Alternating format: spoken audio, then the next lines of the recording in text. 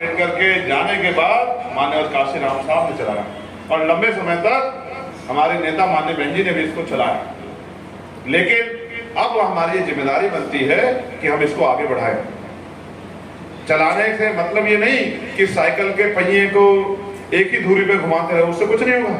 दूरी कैसे तय होगी? आप साइकिल एक जगह खड़ी कर लो और उसके पैडल चलाते रहो, तो क्या ऐसे कोई दूरी पूरी हो जाएगी? वहीं उसी चक्कर पे घूमते रहोगे तो फिर आपकी सामाजिक, आर्थिक, राजनीतिक हैसियत मजबूत कैसे होगी? और जब आपकी सामाजिक, आर्थिक, राजनीतिक हैसियत मजबूत नहीं होगी तो फिर आपको सम्मान का जीवन कहां से मिलेगा? लोकतंत्र की जिन महिलाओं को पैरों की जूती समझा जाता था और लंबे समय तक तमाम तरह के अधिकारों से वंचित किया गया, आज संविधान ने उनको बराबर के अधिकार दिए हैं, तो वो महिलाएं भी हमारे साथ बैठी हैं। और दो बहनों को मैं पत्रकारिता करते भी यहाँ देख रहा हूँ। ये संविधान ने अवसर दिए हैं, ये अवसरों की क्षमता का कारण है कि आज राष्ट्रपति महिला है। ये अवसर की क्षमता कारण है कि पंडित जवाहरलाल नेहरू की बेटी भी इस देश की प्राइम मिनिस्टर बन सकती है। ये अवसर की क्षमता कारण है कि हमारे परिवार की हमारी बड़ी बहन 4 बार उत्तर प्रदेश की मुख्यमंत्री बनी। ये अवसर की क्षमता का कारण है। लेकिन आप महसूस करो, अगर अवसर की क्षमता खत्म हो जाएगी तो क्या करोगे? देखो, हमें किसी को कोसने से काम नहीं चलेगा।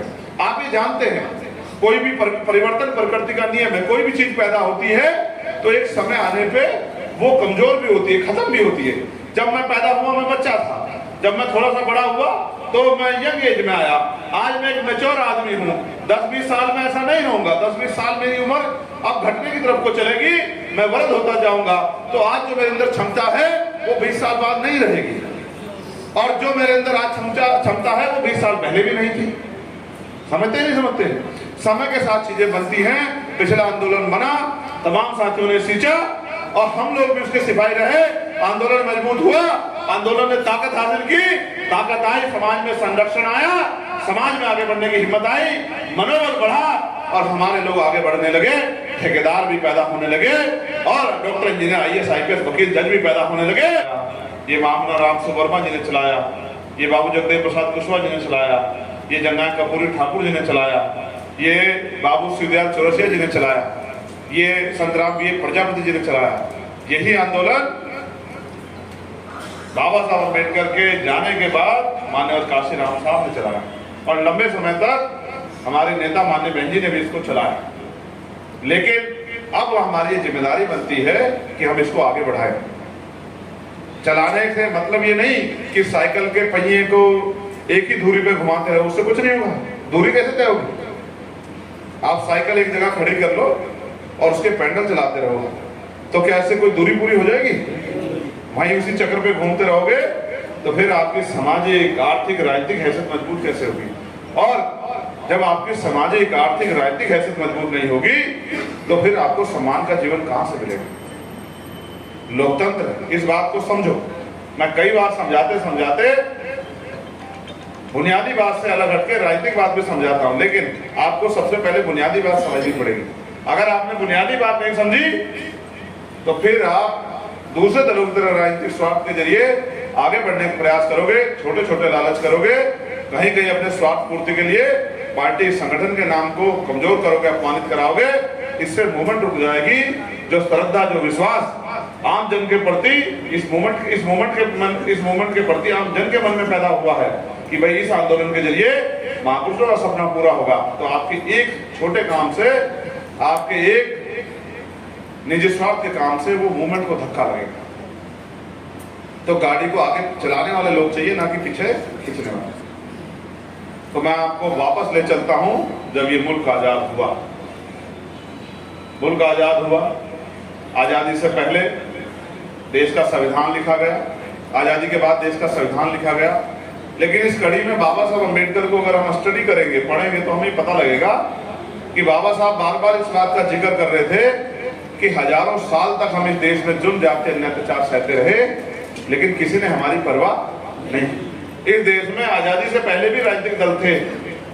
यहाँ कांग्रेस पार्टी थी, यहाँ अकाली दल था, यहाँ मुस्लिम लीग था, यहाँ लेफ्ट की पार्टियां थी, लेकिन किसी ने भी वंचितों के हक की लड़ाई नहीं लड़ी और बाबा साहब अम्बेडकर को अपनी पार्टी बनानी पड़ी। जब बाबा साहब अम्बेडकर ने अपनी पार्टी बनाई, क्योंकि वो ये समझते थे कि लोकतांत्रिक व्यवस्था में जब तक सत्ता की चाबी हमारे पास नहीं होगी या हम सत्ता में काबिज नहीं होंगे तो हम पॉलिसी नहीं बना सकते, और जब तक हम पॉलिसी नहीं बना सकते तो हम अपने लोगों को पैरों पे नहीं खड़ा कर सकते। महसूस करके देखो, क्या मेहनत मजदूरी करने वाला व्यक्ति भारत में आज के समय में सुख सुविधाएं ले सकता है?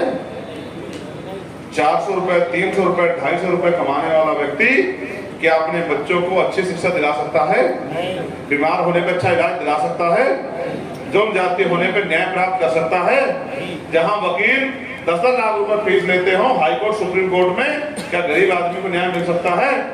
क्या वो पीने के लिए साफ पानी की और खाने के लिए अच्छे भोजन की व्यवस्था अपने बच्चों के लिए कर सकता है? क्या अच्छे कपड़ों की और सुख सुविधा गाड़ी घोड़े की व्यवस्था कर सकता है? तो कहीं ना कहीं ये मजाक जैसा लगता है कि ये सिर्फ गरीबों के जीवन में मजाक है। तो बाबा साहब अम्बेडकर इस बात को समझते थे, उनका ये अटल विश्वास था कि ये लोग मेरे जाने के बाद भी इन हक वंचित समाज के लोगों को बराबरी का अधिकार नहीं देंगे, तो इनको बराबरी का अधिकार मिलेगा कैसे?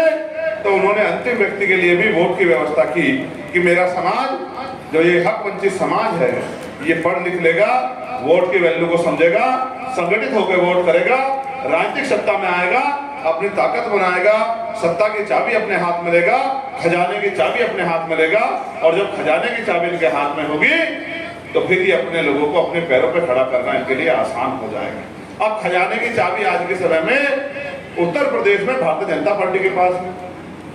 वो चाहे जिसका चाहे करोड़ों रुपए का लोन माफ कर दे, जिसको चाहे करोड़ों रुपए का कर्ज दे दे, जिसको चाहे नौकरी दे दे और जिसको चाहे नौकरी छीन ले, जिसके घर पर चाहे बुलडोजर चला दे और जिसको चाहे अपराधी को खुलेआम घूमने का मौका दे दे।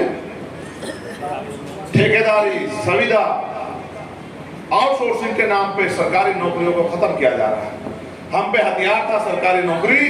जब इस देश में सरकारी डिपार्टमेंट ही नहीं रहेगा तो दलित पिछड़े वर्ग के बच्चे और माइनॉरिटी में भी जो बैकवर्ड मुस्लिम हैं उनके बच्चे जो आरक्षण की वजह से नौकरी लग जाते थे वो तो जीरो हो जाएंगे, वो तो घर बैठ जाएंगे, और जो सामान्य जाति के लोग हैं उन्हीं के बच्चे, जो गरीब लोग हैं उन्हीं के बच्चों को नौकरी कहां से मिलेगी जब पूरा सरकार सिस्टम तहस नहस हो जाएगा।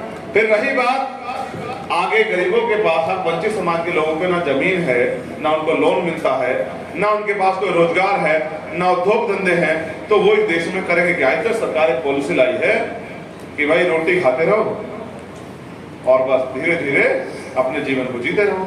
अनाज ले लो, अनाज ले लो, अनाज ले लो। क्या कोई हम जानवर हैं? क्या हम इस देश में अनाज सिर्फ रोटी खाने के लिए पैदा हुए हैं? रोटी तो हम तब भी खाते थे जब ये मुल्क आजाद नहीं था, लेकिन आज तो भारतीय संविधान ने हमें बराबर के अधिकार दिए हैं। उसका सबसे बड़ा उदाहरण ये है कि जिन महिलाओं को पैरों की जूती समझा जाता था और लंबे समय तक तमाम तरह के अधिकारों से वंचित किया गया, आज संविधान ने उनको बराबर के अधिकार दिए हैं। तो वो महिलाएं भी हमारे साथ बैठी हैं और दो बहनों को मैं पत्रकारिता करते भी यहाँ देख रहा हूँ। ये संविधान ने अवसर दिए हैं। ये अवसरों की क्षमता का कारण है कि आज राष्ट्रपति महिला है। ये अवसर की क्षमता कारण है कि पंडित जवाहरलाल नेहरू की बेटी भी इस देश की प्राइम मिनिस्टर बन सकती है। ये अवसर की क्षमता कारण है कि हमारे परिवार की हमारी बड़ी बहन 4-4 बार उत्तर प्रदेश की मुख्यमंत्री बनी। ये अवसर की क्षमता का कारण है। लेकिन आप महसूस करो, अगर अवसर की क्षमता खत्म हो जाएगी तो क्या करोगे? देखो, हमें किसी को कोसने से काम नहीं चलेगा। आप ये जानते हैं, कोई भी परिवर्तन प्रकृति का नियम है। कोई भी चीज पैदा होती है तो एक समय आने पे वो कमजोर भी होती है, खत्म भी होती है।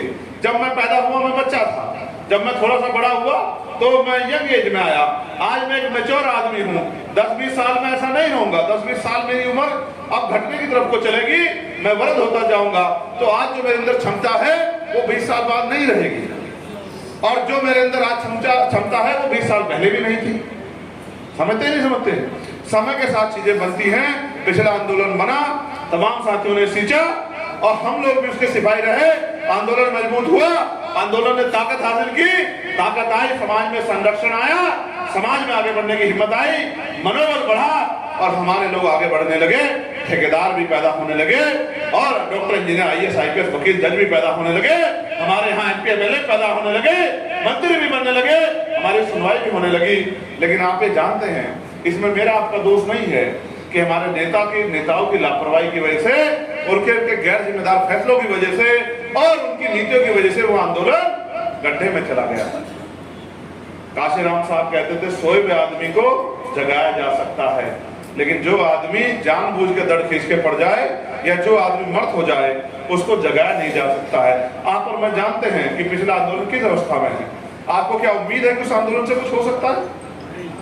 बताओ जितने लोग यहाँ बैठे, क्या हो सकता है उस आंदोलन से कुछ? और अगर नहीं हो सकता तो फिर मुझे ये भी बताओ, क्या उस आंदोलन के भरोसे अब समाज को छोड़ देना चाहिए?